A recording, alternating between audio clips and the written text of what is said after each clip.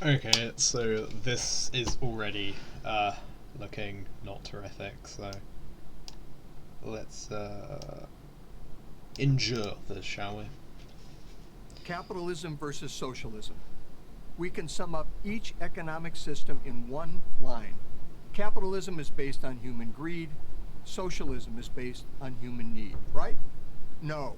Wrong. So wrong. It's She's like, no! Alright, let's go. exactly backwards. And I'll prove it to you. Been on Amazon lately? Each of the thousands of products Amazon offers represents the work of people who believe they have something you want or need. If they're right, they prosper. If they're wrong... Alright, okay, so, yeah, he's gonna make the, I had a business lesson once on human language. Considering I'm a fucking business student, this is quite amusing to me. But, okay, let's look at it this way. So, you have fucking... Right. Of course a business needs to actually have some kind of understanding of what people will buy, right, to some extent, because you need to sell your commodities, right? Doesn't necessarily mean your commodities are good, though. Like, look at diamonds. What the fuck are diamonds? They're little shiny shit. They sell for thousands. Like, what the fuck? So, tell me again how... He literally said, based on want or need. If I want a fucking... this keyboard, right? Mechanical keyboard. That's something I want. However, we expend production on something I want, whilst other people go hungry. Do you see the issue here? That's how the free market works. It doesn't. In theory it does, but it doesn't in actuality. But continue, mister. I'm a CEO, so I'm a member of the bourgeois. It encourages people to improve their lives by satisfying the needs of others. No, wrong. The needs. Okay. A great book to read, and a great writer on this, even though he was a bourgeois piece of shit, is Edward Bernays. Basically, I did not need this keyboard. Okay, that's sat in front of me. It's a lovely keyboard. I did not really need this microphone. I wanted it, so I purchased it with my capital. But, you know, here's the thing. They're not necessarily making anyone's life better, okay? They're just selling a commodity that they have produced. I say they, I mean their workers they pay shitty wages to in China produced, and they make massive profits off of. He tries to, you know, put it in the argument like all these small little fucking businesses do all these things because they really care about you. They don't. Like, again, diamonds do not serve any fucking purpose other than retarded fucking I've forgotten the word I was gonna say, but you have my point. It serves people's wants, not necessarily their needs. No one starts a business making a thing or providing a service for themselves. Yeah, okay, of course it does have to sell, but you know what I mean. Start a business. You can convince someone they need something when they don't actually need it, and then make money off it. That's kind of like business 101. Business to make things or provide services for others. Okay, so he's gonna try and say because they do things for others, that means capitalism is selfless. If you have the money though, if you don't have money, fuck you. I speak from personal experience. When I was the CEO of the company that owns Carl's Jr. and Hardee's restaurant chains, we spent millions of dollars every year trying to determine what customers wanted.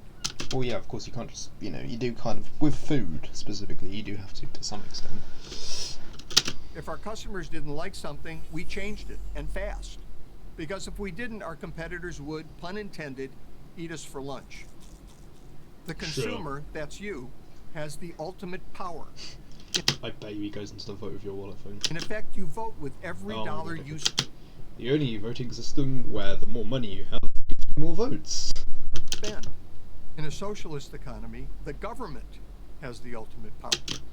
What? No, it doesn't. What do you mean? It decides what you get from a limited supply it decides should exist. It decides on the amount of supply. What? What? Are you broken? I mean, like, what's bad about this though? What's bad about choosing who needs what based off of a needs-based economy? Like, you're just saying it's like, oh, it's scary, you won't be able to have your fucking Big Mac anymore that gives you heart disease and bloody obesity. But why is this a bad thing? instead of millions of people making millions of decisions about what they want. Have you seen referendums? People are fucking, like, people cannot do this all the time and make good decisions when society is filled with bourgeois propaganda to literally advertising. Advertising is just a form of propaganda. Good book, I'd read Propaganda by Edward Bernays. A few people, government elites, decide what people should have and how much they should pay for it. Like, what? Oh my god. Under socialism, we abolish currency, so you wouldn't pay for it. Unless you're talking about labour vouchers, but that's an entirely new thing. Yeah, this is just wrong.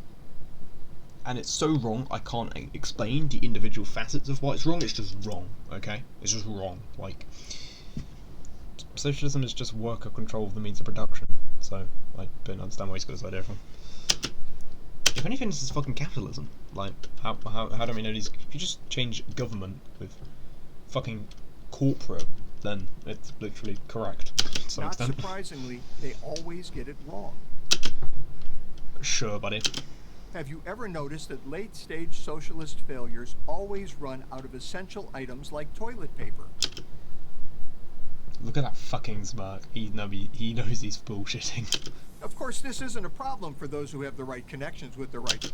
Again, we could literally say this about capitalism. In Africa, the lack of food isn't an issue for the rich people. They try to paint socialism as like this thing where the elites sit at the top, but they don't realise, oh, they do, and they're just willfully lying that we've killed those people. Like, get rid of those people, okay? You don't have elites. That's the point. right people. Those chosen few get whatever they want. Yeah, like the leader, like the opposition in Venezuela, who literally controlled the toilet paper supply. Fuck's sake, it's bullshit. But everyone else is out of luck. Again, you're out of luck under capitalism if you don't have money, so there you go. Venezuela, Oh my once god. the richest country... No, it isn't. Stop lying. Blah blah blah blah blah. I've just linked about once we can't Okay. talk about it anymore. We'll ignore the fact that leftist activists celebrated it as a great socialist success. I mean, its economy is 70% private sector, so it's literally capitalist. Right up until it wasn't. Those people, though, are literally liberals. They think, like, fucking Bernie Sanders is a socialist, and he's pretty much just a social democrat. Like, these people don't really speak for us.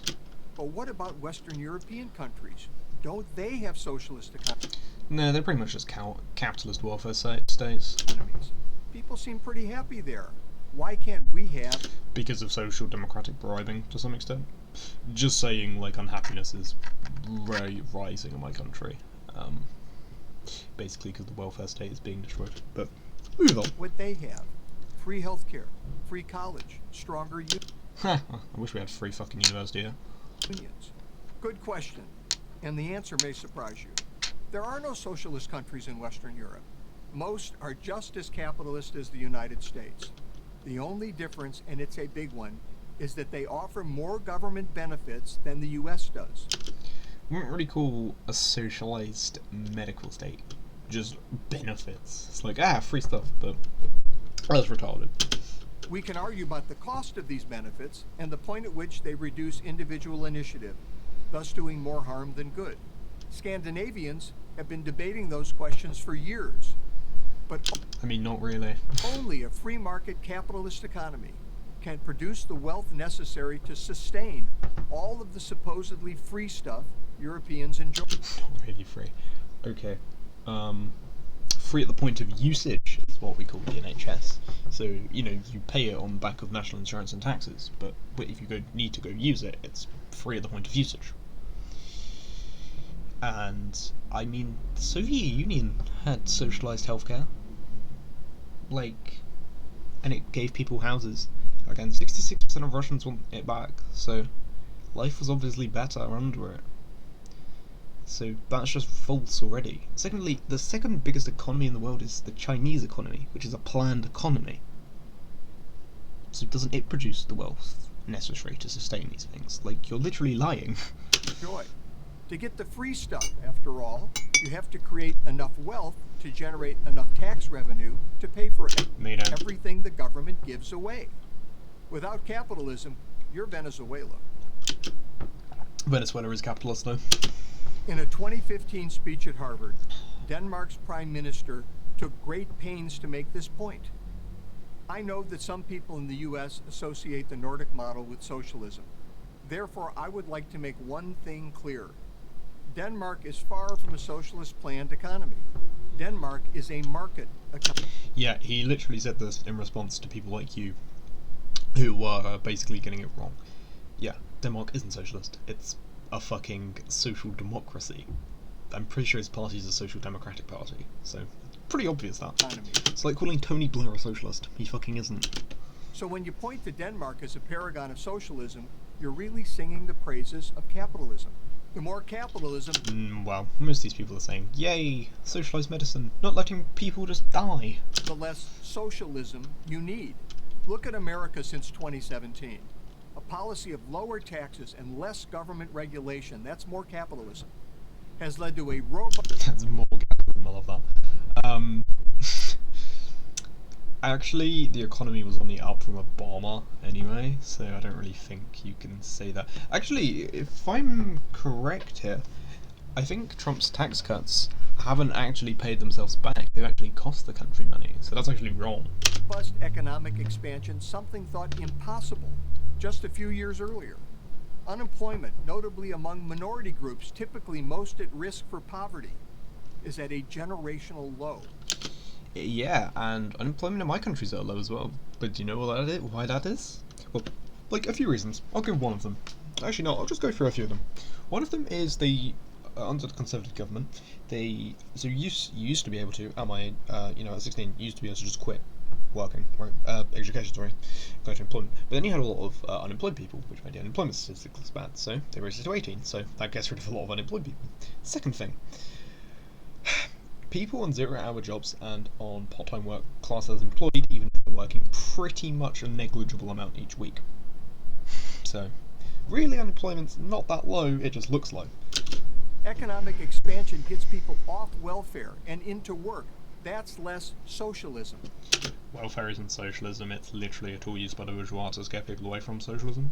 Though I'm not saying any kind of social democracy is inherently bad, I do think it's a good way of, you see, I'm not a reformist necessarily, I do think at some point we will really need a revolution, but I think it's very good at pushing it towards the radical side, so when there is a revolution, it's much easier to do, okay? Because if we've already got a semi-socialist state, it's then much easier to fully transition into one. None of this requires a degree in economics. Common sense. Fuck me, man. Yeah, I mean, you don't know economics probably. Also, most economics degrees are fucking bullshit. Like, they're pretty much just neoliberal capitalist economics 101. I mean, pretty much any communist that's actually read Marx has a better understanding of economics than fucking any economics professor does. Sense is all you need. That's why it's so Common sense is all you need to see your bullshit. frustrating to see young people praising socialism and criticizing capitalism. It's oh no, maybe the young people don't want my shitty cancer-causing food. Oh no! bad enough that they're working against their own interests. That's really McCarthyist of you. Better job prospects, better wages, personal freedom. Again, I find it hard to believe a homeless, starving man enjoys his freedoms. But they're also working against the interest of the less fortunate. Capitalism leads to economic democracy. Socialism leads to the economic dictatorship of the Wrong, elite. wrong, no. You're pretty much... Whenever he describes socialism, he's pretty much just describing capitalism. Or some facet of it. Okay. And every... okay, that's just... Kerala. Look, Kerala.